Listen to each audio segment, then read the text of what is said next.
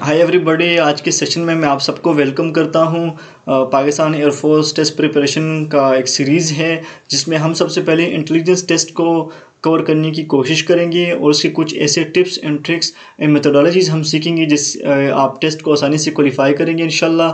So video को and तक देखिएगा ताकि आपसे कोई भी ऐसा प्रोसीजर मिस ना हो सकता है मैं आपको कोई ऐसा तरीका सेकंड लास्ट MCQs या लास्ट MCQs में बताऊं और वो आपसे रह जाए तो फिर नुकसान आप लोगों को होगा। ठीक है ना। सो आप वीडियो को एंड तक देखिए ताकि आप सारे मेथड सीख लें और टेस्ट को आसानी से क्वालिफाई कर लें। सो हम बाकायदा टेस्ट को स्टार्ट करने की कोशिश करते हैं यहाँ पे और उसको सॉल्व करने की भी हम ट्राई करेंगे ताकि आप सीख लें सारे मेथड्स। ओके, सो यहाँ पे हमारे पास फर्स्ट MCQs है। अच्छा, सो सबसे पहले आपने क्या करना होगा, ये हमारा सवाल है। सो इस सवाल को आपने गौर से पढ़ना है वहाँ पे टेस्ट में। सबसे पहले आपने ये काम करना है। सो यहाँ पे लिखा हुआ है what come next following numbers. कह रहे हैं कि नीचे जो नंबर गिवन है उसमें आगे नंबर कौन सा आएगा। सो ये बहुत सिंपल MCQs है। 1 2 3 4 4 के बाद 5 आता है। सो हमारा ये राइट आंसर रहेगा। ठीक है ना। ये देखिए करेक्ट आंसर हमारा यहाँ पे स्क्रीन पे शो हो रहा है। सो नेक्स्ट MCQs हम डिस्कस करेंगे। 2 नंबर है what come next following numbers. अभी यहाँ पे कह रहे हैं नीचे जो नंबर है उसमें अगला नंबर बिल्कुल सेम प्रीवियस MCQs की तरह है। सो 1 के बाद 3 है, 3 के बाद 5 नहीं सॉरी 7 है, फिर 7 के बाद 9 है। सो 9 के बाद कौन सा आंसर आएगा, 11 आएगा क्योंकि ऑड नंबर पे यहाँ पे वो हो रहा है MCQ सॉल्व हो रहा है। सो यहाँ पे हम 11 को प्रेस करेंगे तो देखिए हमारा ग्रीन हुआ है। So green is a correct, यहाँ पे देख रहे हैं करेक्ट हमारा आंसर है। ओके, नेक्स्ट MCQs को हम डिस्कस करने की यहाँ पे सॉल्व करने की कोशिश करते हैं। अच्छा, मैंने आपको पहले भी बताया कि आपने MCQs को गौर से पढ़ना है क्योंकि इसमें कभी कभार इन्फॉर्मेशन ऐसे होते हैं जिसको हम पढ़ नहीं पाते और MCQs को डायरेक्ट सॉल्व करते हैं जिससे हमारे MCQs गलत हो सकता है। सो यहाँ पे भी कहते हैं कि what come next the following numbers. यहाँ पे सारे नंबर्स के हैं। सो ये MCQs आपको लाजमी टेस्ट में आनी है। इसको सीखिए, इसका जो सॉल्व करने का तरीका है वो भी सीख लिए।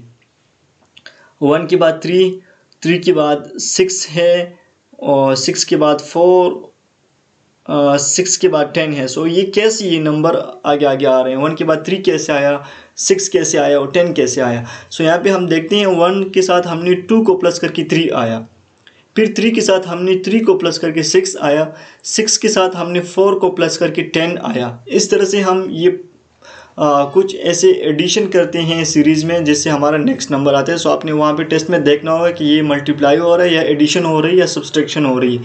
ठीक है ना। सो अभी हम 10 के साथ 5 को प्लस करेंगे। सो हमारा आंसर क्या होगा, 15 होगा। सो ये है 15। मैं यहाँ पे 15 को प्रेस करता हूँ। अब देखिए हमारा आंसर करेक्ट होगा इंशाल्लाह। जी देखिए करेक्ट हमारा आंसर करेक्ट है। ठीक है ना। सो ऐसी तरीके से आपने MCQs को सॉल्व करना है और जल्दी सॉल्व करना है। अपने टाइम को बचाना है आपने वहाँ पे क्योंकि जो what come next following series ये MCQs अक्सर आसान होती हैं। सो आपने ऐसे MCQs से फ़ायदा उठाती हुई जल्दी इसको सॉल्व करना है ताकि आपके पास टाइम बच जाए और जो थोड़े से मुश्किल MCQs हों उसको फिर आप लास्ट में, क्योंकि आपके पास टाइम तो होगा। ठीक है। सो अभी हम 4 नंबर MCQs को डिस्कस करेंगे। What come next following numbers. So यहाँ पे कह रहे हैं अभी आगे नंबर कौन सा आएगा, 21 है। 21 के बाद 16, 12 एंड 9। सो ये 21 के बाद 16 कैसे आया। अगर हम 21 से 5 माइनस करें तो हमारा आंसर क्या आएगा, 16 आएगा। फिर 16 से अगर हम 4 को माइनस करें, पहले हमने 5 माइनस किया, अब 4 माइनस करेंगे, 12 आएगा ये वाला। ठीक है। फिर अगर हम 12 से क्या माइनस करें, 3 को माइनस करें तो हमारे पास 9 आएगा। ठीक है ये। फिर अगर हम 9 से 2 को माइनस करें, एक हिस्सा हम कम कर रहे हैं। पहले से हमने 5, फिर 4 पे आ गए, फिर 3 पे आ गए, फिर हम 2 माइनस करेंगे 9 से। सो हमारा आंसर क्या आएगा, 7 आएगा। देखिए यहाँ पे हमारे को करेक्ट दे रहा है कि आपका आंसर ठीक है। तो इस तरीके से अभी देखिए यहाँ पे हमने सब्सट्रैक्शन की है। एक हिस्से से हमने सब्सट्रैक्शन की है तो हमारे पास अगला हिस्सा है। पिछला जो हमने MCQ सॉल्व किया उसमें हमने एडिशन की है, मतलब जमा किया है। कोई हिस्सा हमने जमा करते हैं। सो सीरीज़ वाले जितने भी आपके पास MCQs आएंगे उसमें से या तो कभी कभार हम ज़रब देंगे या उससे माइनस करेंगे या कभी कभार प्लस करेंगे। ये 3 मेथड हैं सॉल्व करने के ऐसे MCQs को। ओके, नेक्स्ट अभी हमारे पास हैं what come next the following numbers, ये सारे what come next following number, अगला आंसर कौन सा आएगा, ये सारे सवाल हैं इसी के। सो नंबर देखते हैं, 12 है, 12 के बाद 8 है, तो ये फिर देखिए कमी हो रही है सीरीज़ में। जब सीरीज़ बढ़ेगा तो आपने उसमें जमा करना होगा या ज़रब देनी होगी। अगर सीरीज़ कम हो रही है तो आपने माइनस करनी है सिंपली। तो 12 से अगर हम 4 माइनस करेंगे तो 8 आएगा, ठीक है। 8 से अगर हम 3 माइनस करेंगे तो 5 आएगा। 5 से अगर हम 2 को माइनस करेंगे तो क्या आएगा, 3 आएगा।